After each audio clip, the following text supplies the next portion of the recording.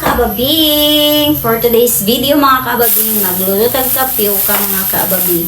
Then, ako'y napalit mangga din mga kababing. Nestle cream, Eden cheese para mas yummy ka pa. Then, naputay sago mga kababing and cream densada.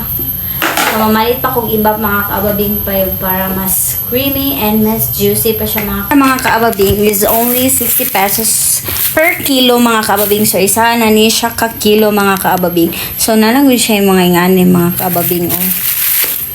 Mga daot-daot siya, pero kung gamiton na yun ni siya mga kababing, okay na ni siya mga kababing. Uy, kaysa mong malit ka itong tag 100 pesos mga kababing, maura magyapon ng manggaha mga kababing.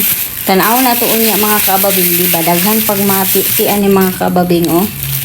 So, ayaw mo kaguol mga kababing o ingana ang itsura sa mangga. Kung gamiton lang nimo siya sa mango float dayon mga kababing or unsa maghimo kag tapioca, okay ra gyud na siya mga kababing kay wala ra na siya kalapos. Ingana na siya kagwapa mga kababing.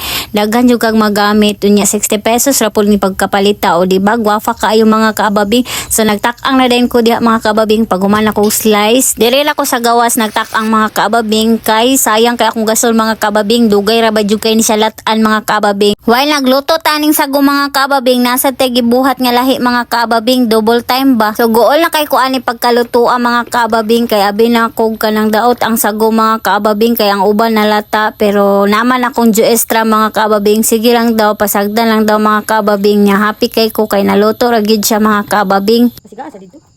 Kanang ko ano? Nakabalo jud.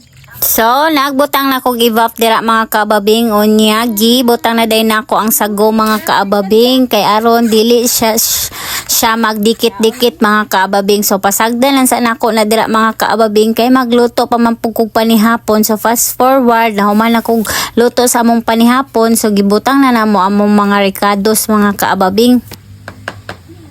Natay cheese diri mga kababing, cheesy.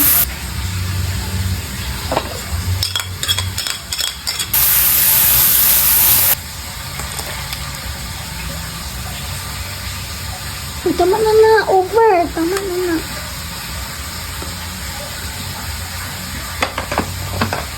So, imekos-mekos na nato siya mga kababing.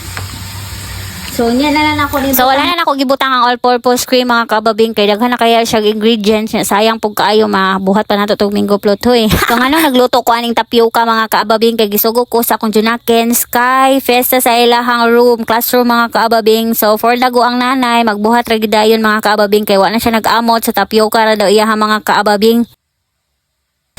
Taste is good. So yummy.